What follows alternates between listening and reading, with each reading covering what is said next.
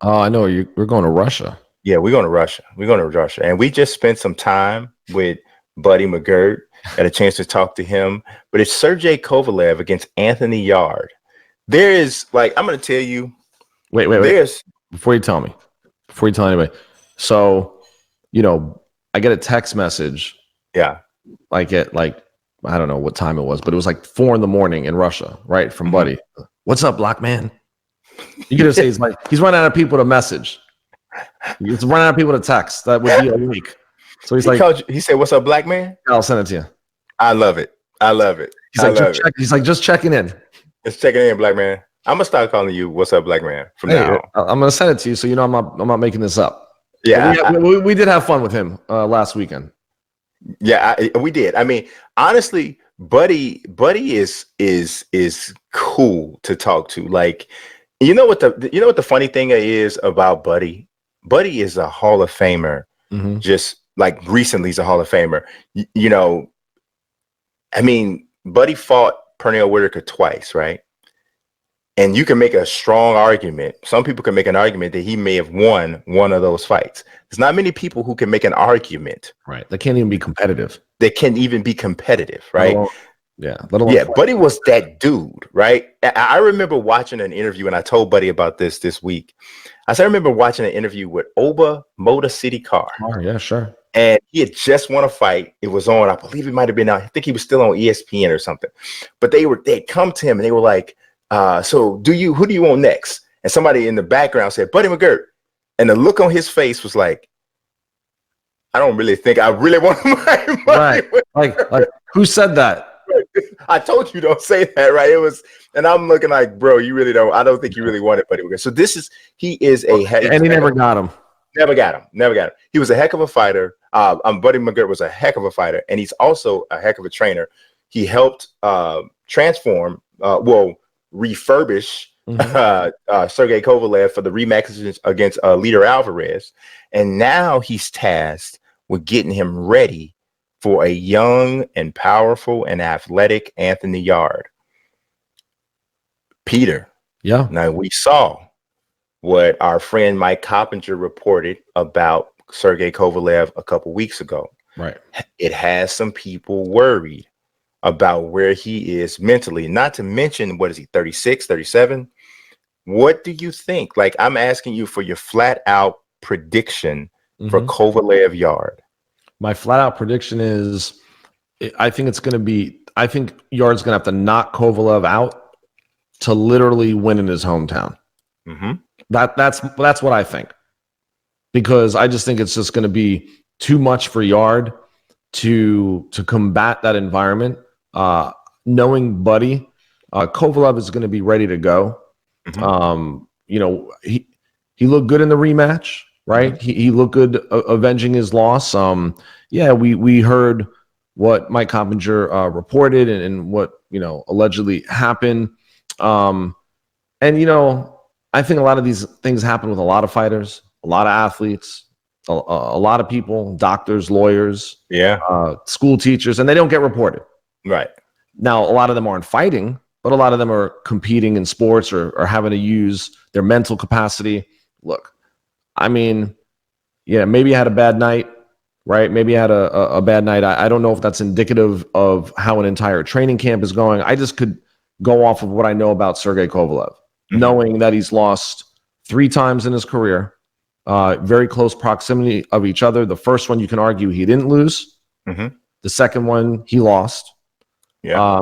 The third one, he lost, and then he avenged that one. So I think he's still competitive. I think Yarde is definitely a contender, but I don't know if he's beaten the type of person that would allow us to say at this point that he's going to beat Kovalev, especially in his hometown. So I'm picking Kovalev to win a decision, or that's just the logical. I don't even know what the odds are, but I haven't checked. We can definitely check now. Right. It's a logical prediction. I think I'm standing by the fact that I think the only way Yarde wins is by stoppage. Yeah. So here's the thing. Here's what I think, right? I don't think that Yarde, and I don't know if he ever will be, but I don't think at this point in his career he is developed enough as a boxer to take advantage of what I think is a diminished Kovalev for a number of reasons, right? I do think he's a diminished guy. I look at the guy who fought Eliter Alvarez, even in the second fight. That was not the Kovalev that we saw striking fear in everybody at 175 pounds, just about. It's just he's not the same guy for whatever reason. Right. You know, I'm judging him even in victory. Right. So I'm not putting it on the knockout because he was, to be honest with you, he was dominating Alvarez before he got dropped. He was dominating the fight. Remember, Kovalev is a classic bully. Yeah. And I think psychologically, Andre Ward took something from him. Yeah. And made him question himself. And I think that, you know, one of the things that we saw, which was consistent with his 3 losses, was fading later in the fight. Yeah, I agree. And there's first of all, let me compliment the chat. Okay. the questions and the comments that are coming across, and I'm watching them as they scroll, are fantastic. Like everybody that's watching right now, even if they have a differing opinion, these people know boxing, what they're saying. But I will beg to differ with one comment.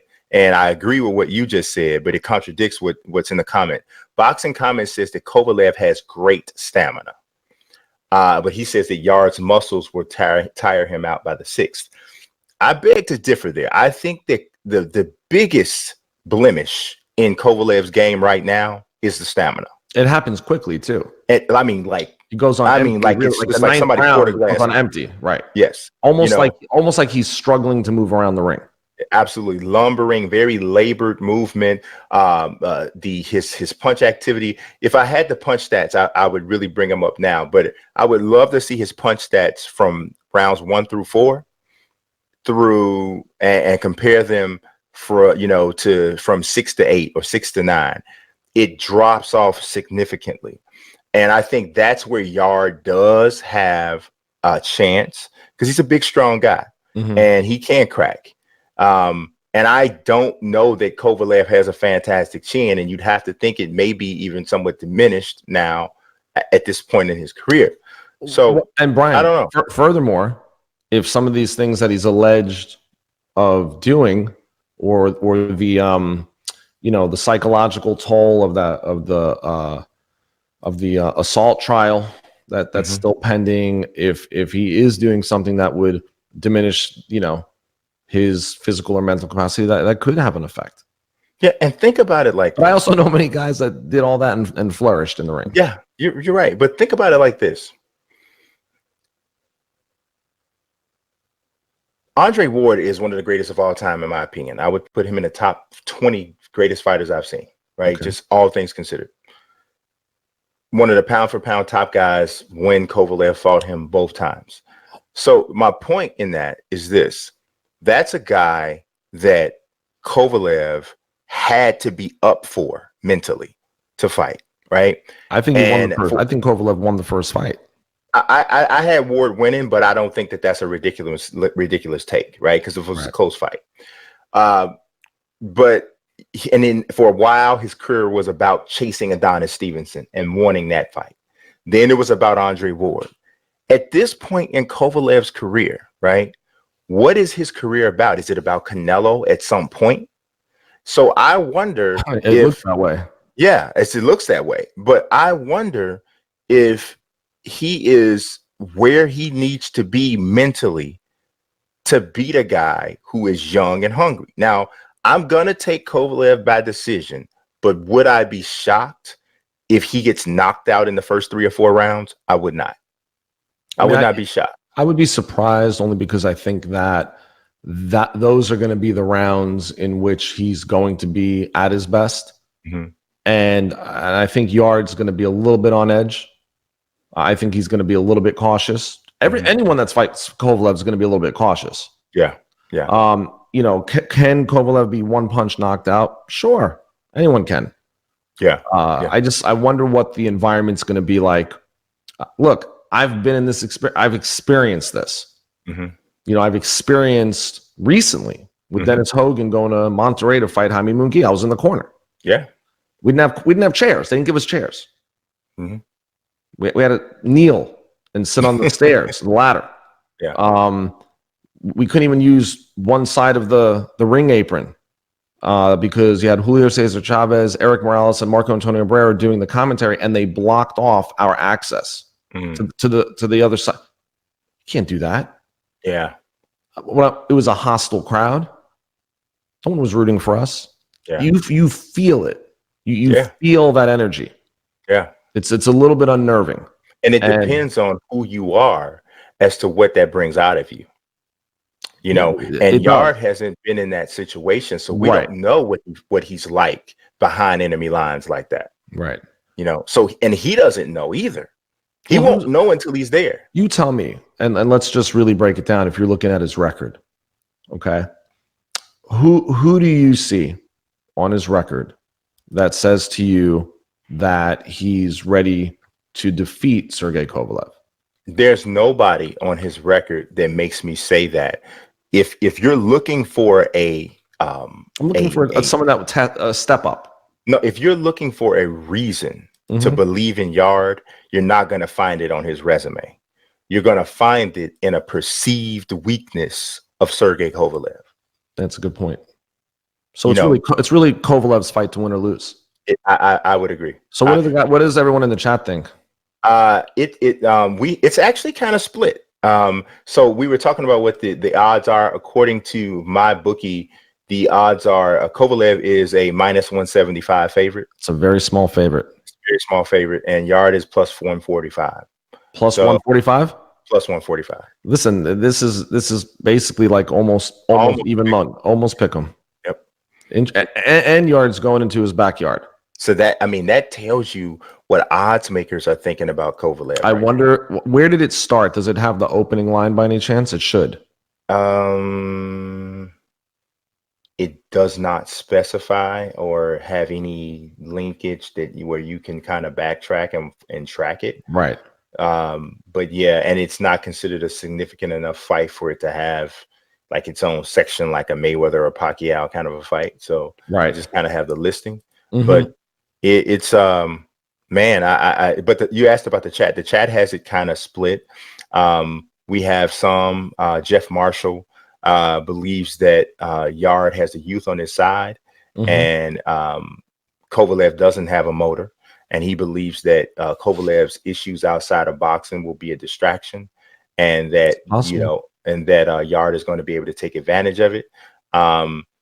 Boxing Comments, I believe, says that